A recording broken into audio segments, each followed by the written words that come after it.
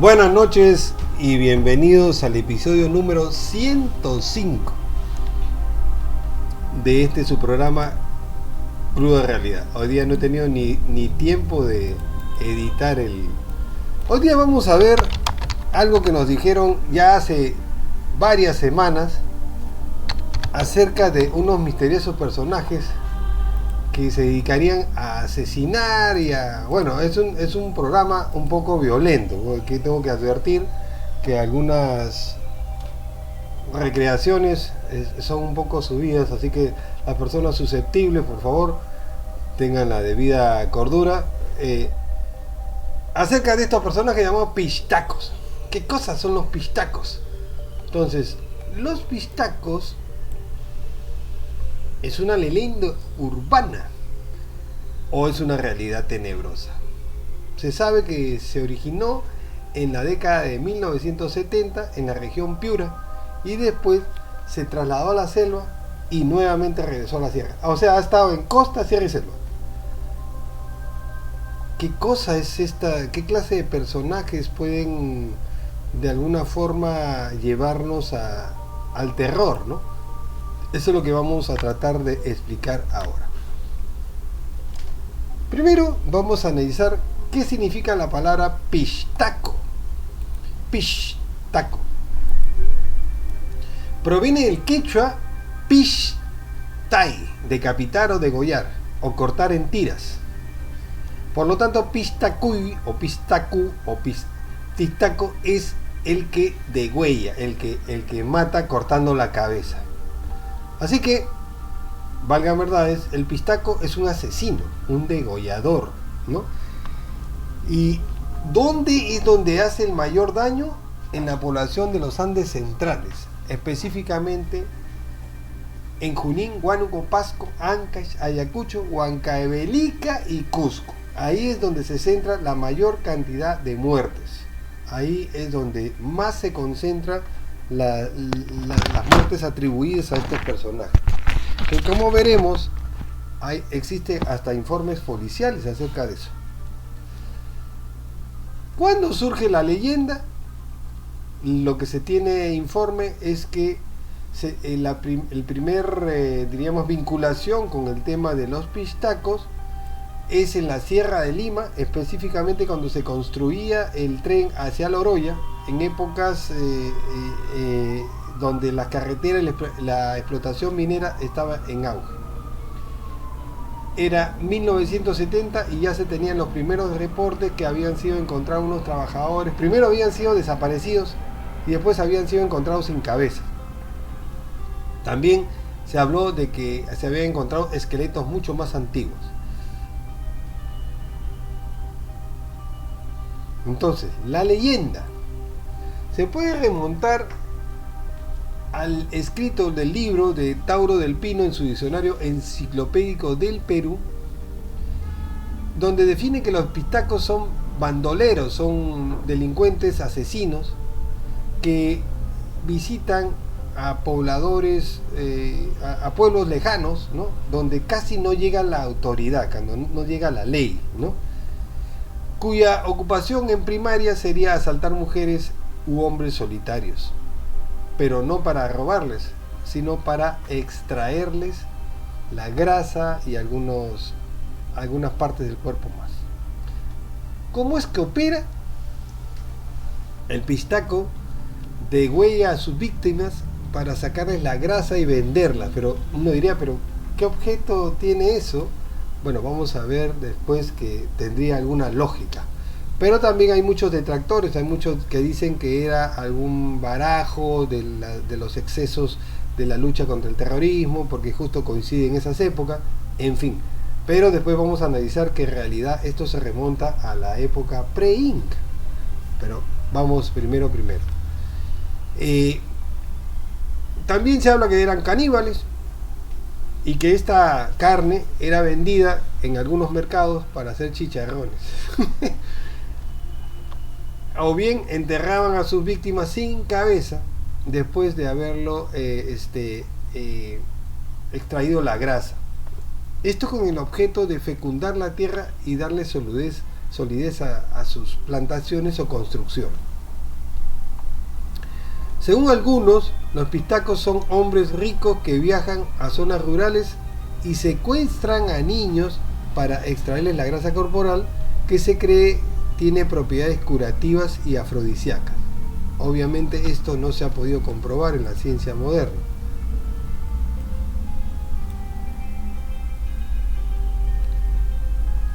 Bueno, ¿y para qué uno usaría la grasa corporal? Bueno, esto ya es de la Edad Media y de la época de la conquista española. Se utiliza para hacer ungüentos y cremas, ya vamos a ver en los informes, que se venden a ricos y poderosos con las propiedades santamente mencionadas, de ser afrodisíacos, ¿no? Otra de las descripciones que dicen es que los pistacos se suelen concentrar en niños pequeños, ya que su grasa es más pura. Y eso coincidiría con el número de desapariciones de niños en estos departamentos. También se le ha descrito que son hombres blancos altos que conducen coches caros. Y también se dicen que utilizan fuerte perfume. Y esto sería prácticamente lo que usan para seducir a los niños. Los pistacos no seleccionan cualquier niño, ¿no? Seleccionan a los más gorditos y saludables. Y con engaños los secuestran en las noches para llevarlos a las montañas. Y bueno, lamentablemente estos niños secuestrados son llevados, la mayoría, a cuevas muy lejanas y descampadas, donde son desollados y son expuestos a una serie de procedimientos para extraer la grasa. Y es lo más alucinante, porque después vamos a ver un informe donde a uno de estos personajes se le entrevista cómo es que sacan la grasa y lo que va a decir no es apto para cardíacos, ¿no? Es alucinante la frialdad como relata lo que hace con algunos niños. Por eso yo había sugerido que este programa era un poco fuerte. Los pistacos se han convertido en una parte importante de la cultura popular y hay muchos libros, películas y programas de televisión que tratan sobre ellos, porque refleja un miedo oculto y que estuvo y está de boga en algunos sitios. Y también eso ha demandado una serie de excesos por parte de la población también para tratar este tema.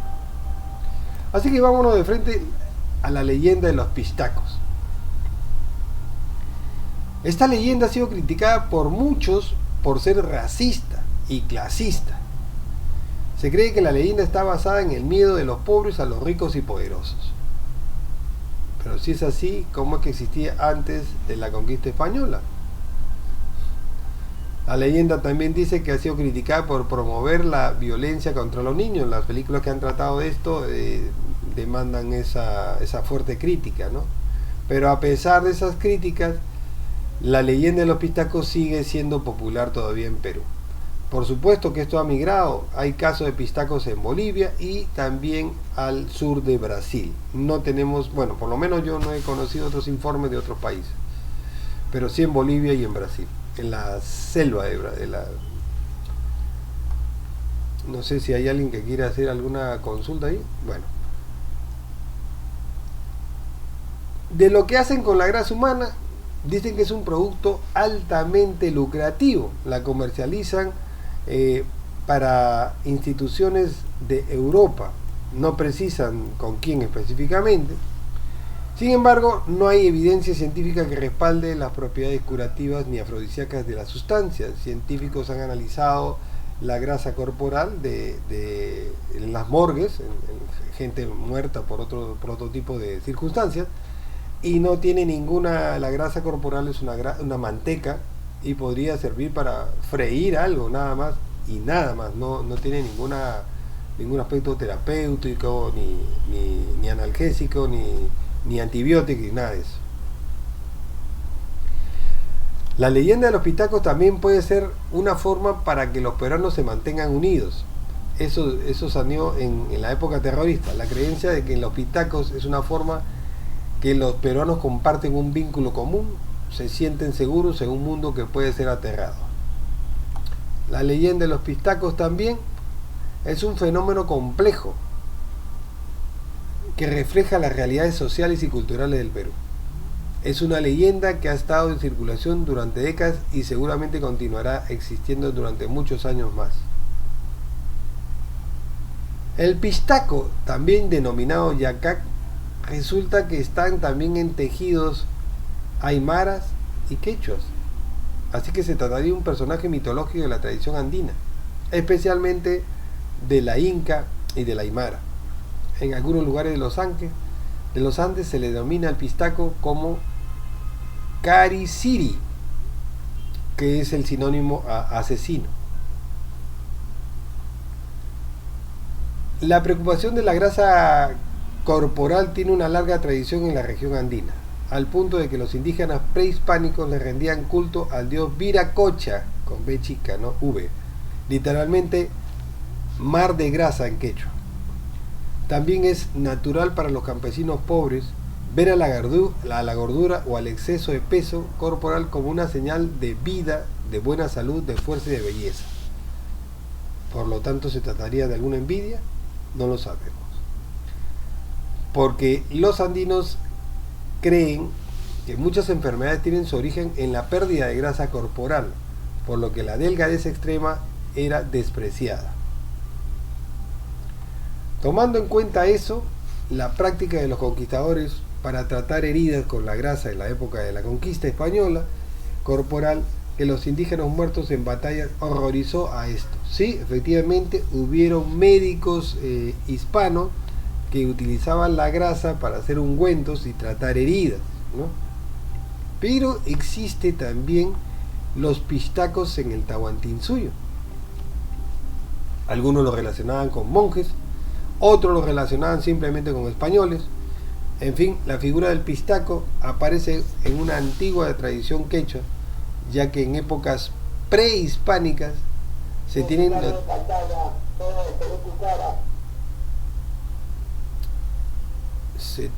perdón. ¿Se ve mi cara nada más?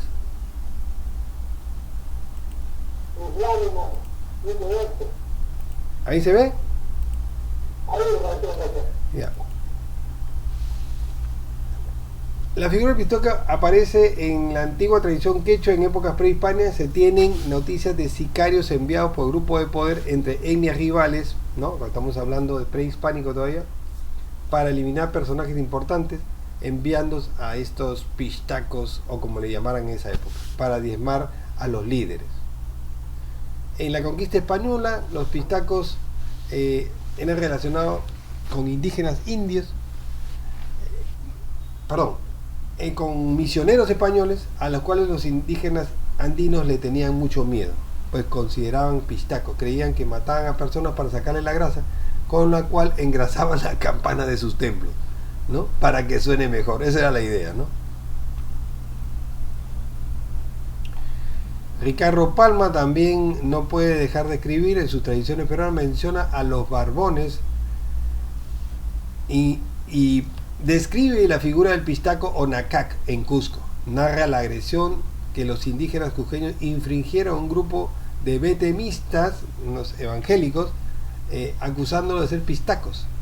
Pues a decir de estas personas, los buenos frailes secuestraban personas a quienes les extraían la grasa para elaborar ungüentos con los que curaban el hospital que aquellos tenían al costado de su iglesia y monasterio. Esa es la creencia que tenían. Sin embargo, en la actualidad, leyendas similares afirman que las maquinarias de un ingenio azucarero necesitaban grasa humana como lubricante para que éstas trabajaran mejor. Otra creencia dice que los motores de reacción de los aviones no pueden arrancar sin una gota de grasa humana. Una creencia más también dice que el pistaco ha afectado las ayudas internacionales de varias comunidades después del terrorismo. El principal pagano fue el programa estadounidense Food of Faith, porque fue rechazado en Perú, en muchas comunidades andinas, por el temor que su verdadero propósito era engordar a los niños para luego matarles y extraerles la grasa. Obviamente eso no ha sido comprobado. Los indígenas han atacado a los geólogos que afectaban los registros en el altiplano de Perú y Bolivia al confundirnos con pistacos. Ya este es otro tema, ¿no? También el trabajo de los antropólogos se ha visto limitado y en algunos casos han desaparecido algunos de ellos, ya que se rumorea que las mediciones de los pliegues de la grasa corporal era parte de un plan para seleccionar los individuos más gordos y luego serían víctimas de los pistacos. Acá nos aproximamos a lo lúgubre, ¿no? En el año 2009, la leyenda del pistaco fue citada como un posible factor contribuyendo a la supuesta creación por parte de la Policía Nacional del Perú de una historia sobre una banda que mató a 60 personas para extraerle la grasa corporal. Esto da escalofríos, o sea, pasamos de golpe a algo tangible. Vamos a ver el informe y después sacamos nuestras conclusiones.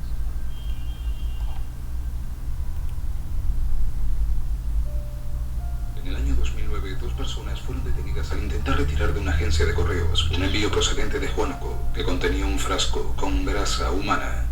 Tal descubrimiento no solo levantaría un gran revuelo a nivel mediático, sino que además devolvería a la vida a un macabro personaje que hasta entonces se consideraba como poco más que una leyenda local. Vamos directamente al grano. A finales de noviembre de 2009, un jefe de policía peruano y sus hombres convocaron una conferencia de prensa urgente. Estos se sentaron alrededor de una mesa verde donde se encontraban huesos, 2 botellas de un líquido naranja amarillento y varias fotos de cuerpos desmembrados entre una espesa vegetación.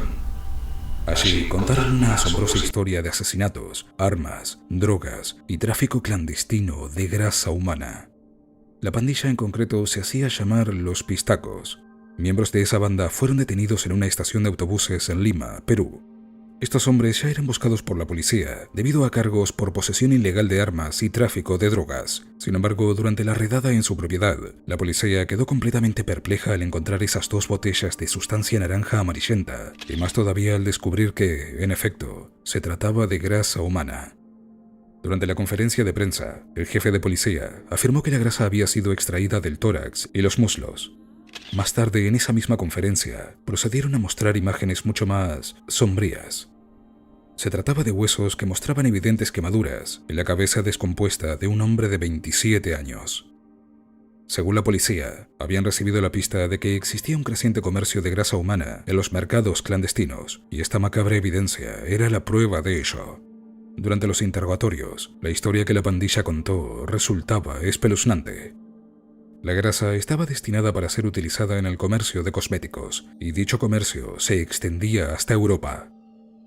Ambos detenidos afirmaron que esa grasa tenía un valor de unos $36.000 por galón, y que operaban en la remota región selvática de Huánuco, donde para entonces se habían reportado más de 60 personas desaparecidas en el área, y muchas más que posiblemente no fueron reportadas. Esto por sí solo no sorprendió a la policía local, pero luego los hombres capturados procedieron a detallar cómo se procesaba la grasa. Primero las víctimas eran destripadas y luego se les quitaba la cabeza y las extremidades. Luego a cada trozo se le clavaba un gancho y se le colgaba encima del fuego para que calentara lentamente hasta que la grasa comenzara a derretirse, cayendo en un recipiente que habían colocado justo debajo. También afirmaron que su pandilla era solo una de tantas de las que participaban en este macabro negocio.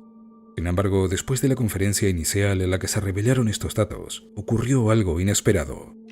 El jefe de policía a cargo del comunicado fue abruptamente despedido y se desató una campaña mediática en su contra, alegando que este cuartel policial en particular había llevado a cabo más de 45 asesinatos ilegales de criminales en los últimos 2 años. Esto resultaba sorprendente, especialmente porque las sospechas surgieron en el momento en el que salió a la luz el oscuro negocio de alcance internacional. Pero aunque sea cierto que algunos detalles fueron encubiertos, no es mi trabajo especular sobre la tumba de nadie. Habiendo señalado las inconsistencias del caso, volvamos al tema en cuestión.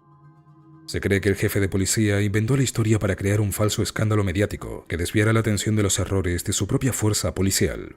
Al parecer, el área en la que operaban tenía un grave problema con el tráfico de drogas, y por esto era muy común que las personas desaparecieran, por lo que les habría resultado muy fácil hacer pasar una de sus víctimas, como la consecuencia de una pelea entre bandas. Así pues, y tras haber llegado a esta rápida y conveniente conclusión, la prensa se dio por satisfecha, y la gente, con el tiempo, devolvió al pistaco a su estatus de leyenda folclórica.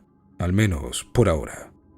Pero a todo esto, ¿de qué trata exactamente la leyenda del pistaco? La referencia escrita más antigua de la que se tiene constancia proviene del sacerdote español Cristóbal de Molina en 1574. Este había colaborado en la tarea de destruir cualquier santuario que no fuera cristiano, así como castigar a cualquiera que profesase con una fe que no fuese la suya. También catalogó la historia, el folclore, las ceremonias y los ritos mágicos de los pueblos indígenas del sur de los Andes. Sus obras son uno de los pocos documentos escritos sobre la gente de esta región desde la época de la conquista española. En uno de sus diarios, Molina menciona que ciertos indígenas y líderes se negaban a llevarles leña cuando se les pedía. Esto no era resultado de enojo o resentimiento hacia los conquistadores españoles, sino por un terror que iba mucho más allá del sacerdote. Cuando se les preguntó acerca del motivo, la gente, muy aterrorizada, le contó que los hombres habían sido masacrados y que su carne había sido hervida en ollas gigantes para hacer pociones. Y ciertamente no estaban equivocados. Existen varios relatos escritos de aquella época en los que se revela que los españoles utilizaban esa grasa humana para todo tipo de propósitos, desde el uso medicinal hasta evitar que se oxidara su armadura y sus armas en las densas selvas tropicales. Los indígenas creían y sostenían que España había sido enviada a este reino de Perú en busca de la grasa de los indios para curar una cierta enfermedad para la cual no había otra cura que la grasa de sus cuerpos. Por otro lado, y hablando de fechas más recientes, existen relatos de la década de 1950 que describen a los pistacos como seres que secuestran a mujeres de los pueblos y las convierten en amantes y sirvientas. A veces a estas mujeres se les amputaban las piernas y los brazos para evitar que escaparan. A diferencia de otras leyendas de la región, este personaje en concreto no resulta ser inmortal. De hecho, se puede luchar contra él e incluso matarlo como a cualquier otro humano. A lo largo de los años, han existido innumerables asesinatos o intentos de asesinatos de personas sospechosas de ser pistacos. Por ejemplo, en 1989, 3 franceses y un peruano fueron tiroteados y asesinados mientras cruzaban un territorio en la comunidad agraria. Estos habían estado utilizando una balsa para filmar un video de viaje y aunque los asesinos nunca fueron capturados, se rumorea que los nativos creían que la cámara era algún tipo de dispositivo pistaco que podía extraer la grasa de quien fuera apuntado. Posteriormente, la muerte de un turista en 2002 y el asesinato de 2 kayakistas polacos en 2011 también fueron etiquetados como víctimas de pistacos. En 2016, la policía local detuvo a 2 sospechosos de pertenecer a esta banda. Al parecer, estos se dedicaban específicamente a secuestrar menores. Por esta misma razón, una multitud intentó asaltar la comisaría en un intento de tomarse la justicia por su propia cuenta. Pero aunque no tuvieron demasiado éxito, la revierta tuvo como resultado un muerto y 16 heridos. La muerte de Sebastián Wood Ruff es uno de los casos más recientes y más notorios. Sebastián había comenzado a consumir ayahuasca y debido a esto su comportamiento había comenzado a cambiar. Pronto se volvió errático e incluso violento. Por esta razón, los lugareños comenzaron a llamarlo el pistaco. Su extraño comportamiento pronto alcanzó su punto máximo cuando, una noche, disparó y mató a un chamán peruano. La indignación provocada por el tiroteo llevó a que Sebastián fuera golpeado brutalmente por una turba antes de que se le atara un cinturón alrededor del cuello para que su cuerpo fuera arrastrado por toda la selva. Incluso sus últimos momentos quedaron registrados en un video que por cierto se encuentra todavía en internet, aunque no te recomiendo buscarlo. El pistaco suele ser descrito como un extranjero de piel pálida, alguien muy ajeno y fuera de lo común para los demás. Por esta razón, hace no tanto tiempo, si tenías un aspecto exótico para la zona y llegabas al pueblo sin previo aviso, podías llegar a ser etiquetado como un pistaco y tener algún que otro problema. A lo largo de los años, el motivo por el cual el pistaco ha cosechado grasas humanas ha cambiado. Al principio se creía que la grasa curaba a los soldados españoles de alguna enfermedad desconocida o que servía para engrasar las campanas de las iglesias. Más tarde, incluso se creía que la grasa impulsaba los aviones que sobrevolaban la selva. En la actualidad se cree que el pistaco vende la grasa a los gobiernos, quienes a su vez la utilizan para pagar deudas nacionales y respaldar así los grandes préstamos que sostienen la economía del país. Pero mucho más allá de eso, la historia de los pistacos se ha convertido en un enigma difícil de resolver. En primer lugar, su conexión con el folclore peruano le ha generado un estigma que pone en duda su veracidad, llevándola al terreno de la fantasía y la superstición. En segundo lugar, las autoridades se empeñan en desmentir cualquier vínculo entre los asesinatos y negocios internacionales. Y por último, no parece haber ningún beneficio real en el uso de la grasa humana en la industria de la cosmética, ni tampoco en el comercio en general. Pero hay algo que todavía no cuadra. A ver, no quiero que se malinterprete mi postura. Obviamente no estoy tratando de crear un misterio donde no lo hay, pero pienso que este caso en particular se cerró de forma prematura y con demasiadas preguntas sin respuestas. Por ejemplo, ¿por qué los detenidos declararon semejante cosa, en lugar de poner una excusa que no supusiese un delito tan grave? ¿O cómo se explica el énfasis en la recolección de grasa humana y en las herramientas desarrolladas específicamente para esa función? Y la más importante de todas, ¿por qué una empresa supuestamente involucrada en un negocio tan oscuro daría a conocer a sus recolectores el verdadero propósito del producto por el que estaban pagando, facilitando así su rastreo? A lo que me refiero con esto último es que, aunque el uso de grasa humana no tenga realmente una utilidad en el mundo de la cosmética, no sería la primera vez que algo así ocurre.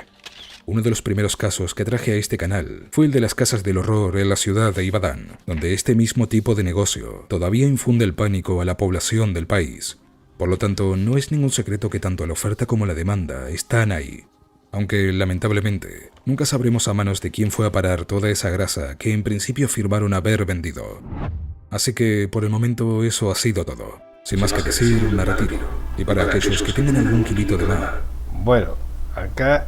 el tema es que el imaginario colectivo pues, de los Andes es muy vasto y podría creerse todo esto. Hay otros aspectos también que se les ponen a los quintacos, ¿no? Algunos puntos comunes que constituyen la personalidad de un pistaco. En primer lugar, el aspecto. Los pistacos son generalmente descritos como personajes de raza andina, pero también pueden ser blancos, mestizos o incluso negros.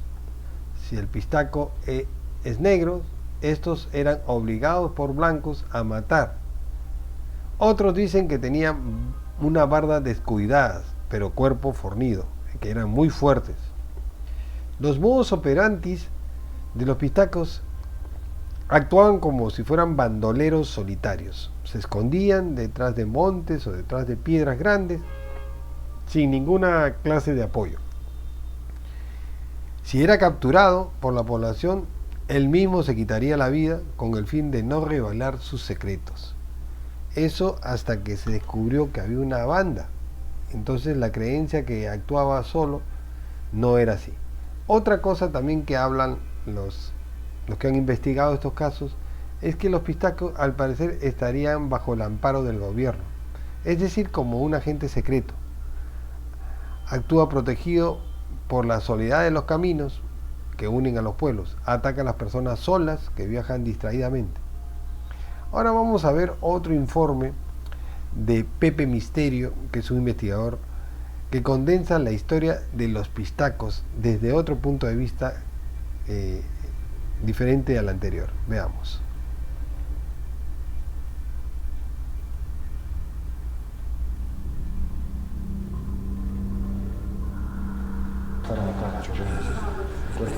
Ese es parte del informe de cuando la policía atrapa a estos supuestamente pistacos.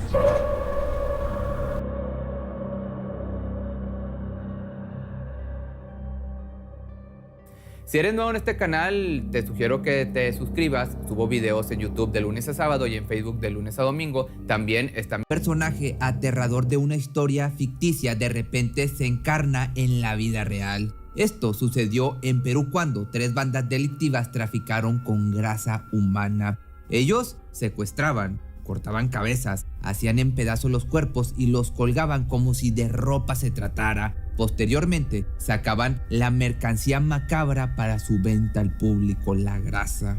En la mitología andina se encontró un temido personaje que aterrorizó a todos. al grado de que las personas comenzaban a temblar cuando alguien mencionaba su nombre. Se trataba de un verdugo desalmado que cazaba a sus víctimas, los seres humanos, con sus propias manos para después sustraerles su grasa corporal. Mucha gente en Perú lo conoce como pistaco. Este ser fue tan temido en las historias que contaban que incluso lo incluyeron en el léxico peruano. Su nombre pistaco procede de la lengua quechua, que significa el que degüella con crueldad y sin sentimientos. Los orígenes de esta creencia se remontan a hace mucho tiempo atrás y se trataba de algo tan oscuro y macabro como el mito mismo. Las campanas en la época de la colonia española, estas eran impresionantes. Su sonido espectral llegaba a todos los rincones de los sitios. La gente que los oía no estaba informada, no sabía de qué forma las fabricaban, pero por alguna razón el sonido les llegaba hasta los huesos.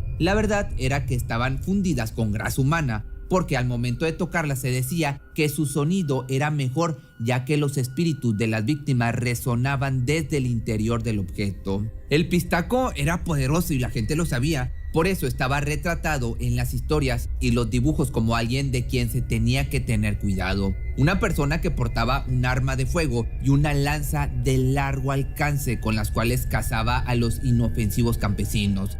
La gente de aquel entonces creía fervientemente que las personas con dinero, gente de la industria, requerían de la sangre y grasa de los indígenas para que la economía pudiera prosperar, como si de un rito satánico se tratara, pero de pronto el mito que crees se vuelve realidad. En 1970, en Perú, la policía estaba consternada. Acababan de recibir un aviso de un campesino del Valle de la N que había encontrado restos de un cuerpo humano en un fondo agrícola. Cuando llegaron al lugar pudieron capturar a los responsables: Amador Mesa Aucanqui, de 34, alias El Zorro; Edgar Trujillo, alias El Gringo, de edad desconocida; Eustorcio, de 22 años, y los hermanos Pedro Pablo y Ruperto Martínez Rosales, edad desconocida también. Los oficiales no podían creer lo que ocurría. Estos tipos habían asesinado a al menos 26 personas del campo. Los delictivos secuestraban de una forma particular, ya que contaban con una camioneta que se movía por zonas altoandinas y les funcionaba para sus atrocidades. Ellos esperaban a que sus víctimas estuvieran solas cuando necesitaban ir con urgencia del campo a la ciudad. Les ofrecían llevarlos aprovechándose de que los pueblerinos tenían prisa, y una vez se subían al vehículo nunca más los volverían a ver. El encargado de quitarle la vida a los rehenes era Eustorcio, quien, a pesar de estar en los 20, era el más sanguinario de los cuatro. Las armas que el criminal utilizaba para sus atrocidades eran un cuchillo o un machete. Las personas, ya te podrás imaginar, morían de forma atroz. Las personas estaban consternadas y asustadas. Esta banda delictiva veía la carne humana como una fuente de ingresos. La gente no era más que meramente un producto, y al igual que cualquier comerciante que selecciona su mejor mercancía para sacarla a la venta, estos psicópatas también lo hicieron.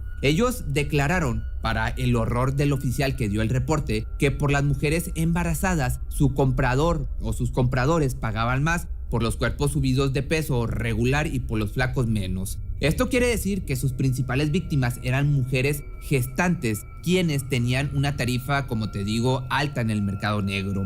En 1989 la policía llegó rápido a Hermosa Pampa, un pueblito ubicado en la selva central y a 3 horas de la ciudad de Satipo, esto en Perú. Ellos acababan de recibir una llamada. Al parecer, los campesinos del lugar captaron a 3 residentes que confesaron la macabra actividad de la venta de grasa humana.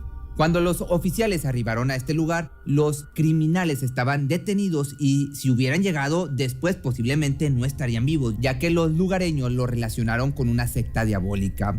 Cuando la ley entró a la casa de los homicidas, no pudieron estar más asqueados. Ahí se encontraron 5 litros de aceite o de grasa humana, el arma que utilizaban para separar los miembros del cuerpo de sus víctimas y la lata donde freían los trozos de grasa extraídos de los muertos.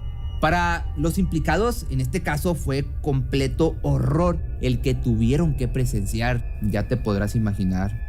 En 2009, el general Eusebio Félix Murga, quien era jefe de la Dirección de Investigación Criminal, estaba horrorizado y a la vez molesto al mismo tiempo cuando detuvieron a una organización criminal en Perú llamado los Pistacos de Huánuco. Ellos confesaron sus crímenes ante la mirada de repugnancia total del oficial. Los asesinos lo miraron sin ningún tipo de remordimiento a los ojos cuando le dijeron el procedimiento lúgubre que llevaron a cabo con sus víctimas. De hecho, hasta detallaron su arsenal. Todo fue espantoso. Primero, secuestraban a su víctima. Después, le quitaban la vida a la persona. Luego, los carniceros fragmentaban el cuerpo. Posteriormente, colgaban las partes en ganchos como si fueran trapos sucios. Y por último, encendían velas para que chorreara el tejido adiposo. El general nunca olvidaría su piel erizada cuando escuchó las aberrantes palabras, ni tampoco que frente a su cara estaban verdaderas aberraciones de la vida real. Los detenidos le aseguraron a la policía que vendían el artículo y que este era adquirido por comerciantes europeos que fabricaban cosméticos. Los oficiales se quedaron atónitos cuando los homicidas les dijeron que les pagaban $15,000 por litro.